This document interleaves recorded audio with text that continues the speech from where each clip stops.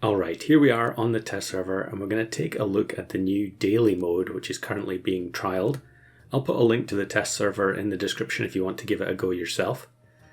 And this is a new mode which is kind of like Arena, but with a pretty significant difference. Well, there's a couple of obvious differences. The first one, as you can see here, is that we get to see what the opposing team is going to be. Now, I think there's a fair few people who have requested something similar to this in the past. Essentially, it's kind of like training for versus, or at least that's the way I look at it, where you get to see their lineup. Obviously in versus, you get to see their lineup from the previous turn, but this actually shows you the team that you're definitely going to face. And it's the same team for everyone. And the goal is basically to get a high score by beating as many of these teams as possible, knocking out as many units. Now you can see our score at the bottom is illustrated by the little moustache icon. And if you look carefully, you can see that all the opposing pets have the moustache. Kind of funny, I thought. And yeah, just a nice little bit of humour mixed in. At this point, I had played a bunch of games of this already, so I already knew what all the teams were. I'm not sure it really made a huge amount of difference to what I did in this particular run. The only reason I was playing Golden Pack here is because Troubadour had posted in the Discord showing that he had the highest score. That's why at the very beginning I was checking the leaderboard, but for some reason it didn't show his score on the rankings. But it was there and we'll see it afterwards. So yeah, every time we knock out a pet on the opposing team, the score goes up. And we only have 3 lives in this version because, I think that's fair enough given that you get to see exactly what you're going against. And you can specifically set your team up in order to beat it. So I'm sure I'm going to do some rearranging at some point here. Okay, take another cherry. Yep. And then we'll put the bulldog at the back because we know it's going to face off against the Babirusa that has the Takushi in front of it. Not sure we're actually going to be okay in this one. Yeah, African Wild Dog should knock itself out. And okay, maybe we will be fine because the Surgeonfish is going to give some health. And there we go. So essentially the goal is still very similar to Arena, that you're trying to get to, you're trying to win the game basically. You have to reach the end after 14 turns. You can see at the top there, it shows the hourglass icon. It says turn 5 of 14. And it shows that we've got 31 moustaches. I'm not sure exactly how to describe that, but our score at the moment is 31.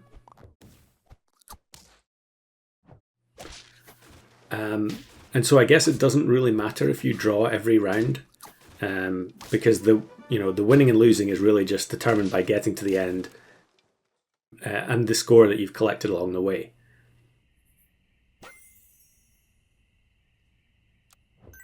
I think in most cases, when I was playing this, I was winning most of the rounds. Like, there's no real benefit to setting up to draw, because then you're still getting the same score because you've knocked out all the opposing units. I actually didn't notice. Maybe there's a bonus for winning. Yeah, I guess we'll have to check that on the next round that I win. Maybe you get extra points for winning. Okay, so we win there. Okay, I skipped over it, but did I get a bonus or not? I'm not sure. Are we going to rewatch it? So 36.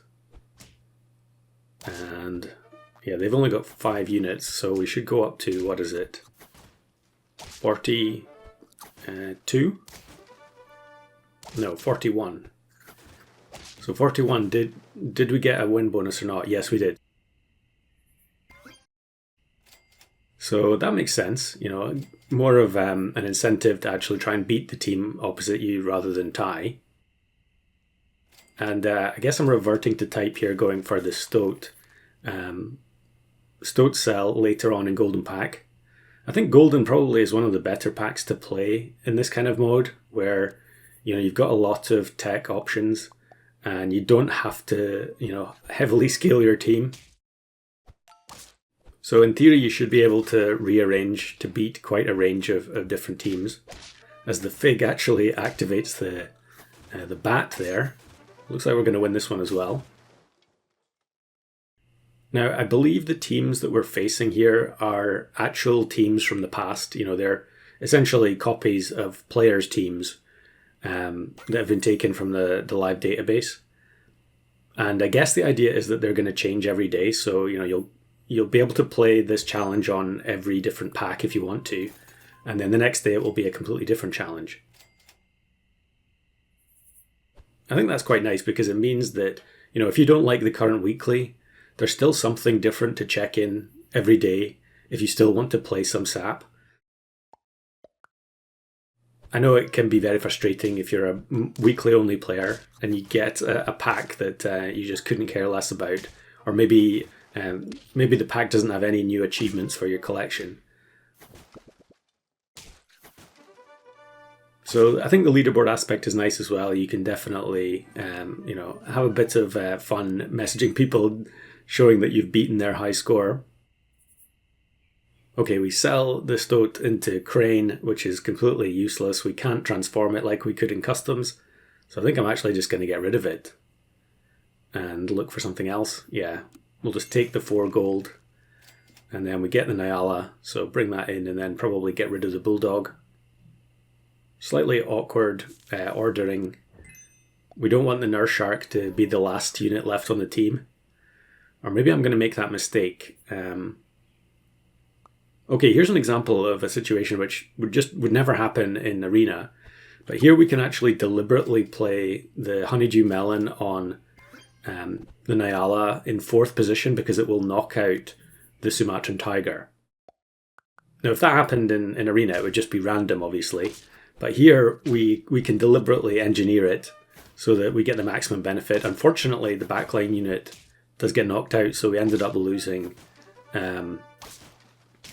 We won't get any benefit from the Nurse Shark, but it is a tie anyway. So definitely just looking for some more blue-ringed octopus. Now this opposing team is, you know, one of the ones that if you're playing Turtle Pack, immediately you're looking for Scorpion to get rid of the whale. Obviously you have to be careful that there's marine iguana, so you wouldn't want to put the Scorpion first. But if you put it second, you're basically guaranteed to knock out their biggest unit. And these are the kinds of decisions that I think are kind of like second nature to versus players at this point. For me, it's very difficult to not just click end turn as soon as I've got my team the way I want it. It's definitely quite easy to make mistakes in this where, you know, if you don't concentrate for a second, you then end up losing the next battle as a result. So it's another win there. And I think maybe at this point I'm going to start replacing Fig with Tomato. Like this team, for instance, we can see that their backline unit has 10 health. So Tomato's guaranteed to kill it as long as the Golden Tamarin doesn't turn into like Snow Leopard. No, not Snow Leopard. The ailment guy. Sea Cucumber. I mean, it ends up being Werewolf.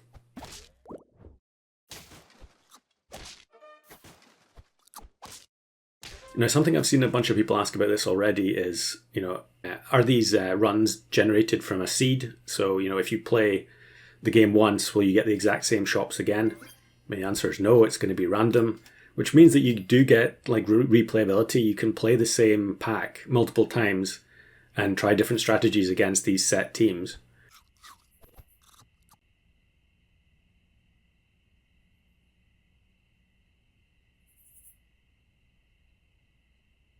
But also, I don't think having seeds would really make a whole lot of sense because if someone, you know, gets a high score and the shops are all set, then everyone else can literally just copy exactly what they did and replicate the score. So, yeah, I don't know. I've not really played any games that are like that have a seeding system. So let me know in the comments if you think that would be better than the way it's been implemented. I'm not convinced, to be honest.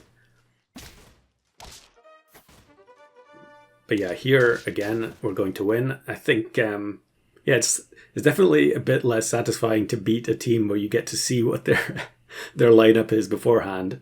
But I really like the way this looks, you know. Now, I do wonder if, you know, this might be, it might be worthwhile having this kind of a layout option in Versus. You know, if you're playing a lobby mode, being able to see the previous team being able to see the team you're about to face on the previous turn without having to sort of tab into another menu. I think that would be really beneficial. Obviously, you know, you can turn that off in the lobby anyway. You can remove the ability for people to see the next team that you're going to face. But I haven't played a lobby for a while. I assume most of the time that option is enabled.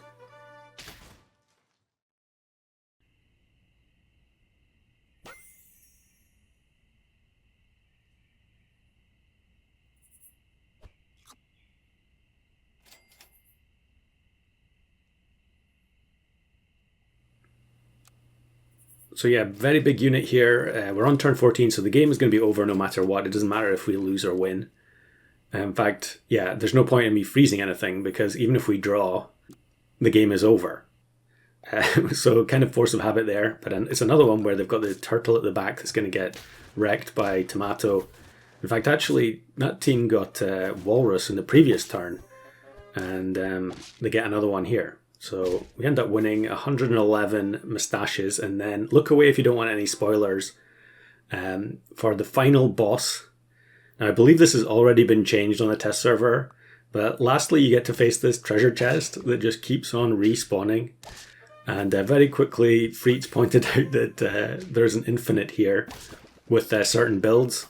Not in Golden Pack, I don't think, but in Customs you can definitely do an infinite where you lock the game up because you just beat the treasure chest on repeat. But now that we've finished, we can go back and check the leaderboard, and there you go, 120. I'm not sure the icons are correct there because that was the first game I played on Golden Pack. But yeah, just slightly ahead of Troubadour. And let me know in the comments how you do if you give this mode a go. Definitely will be nice to have another mode where you can take as much time as you want, rather than playing on the clock in lobbies or 1v1.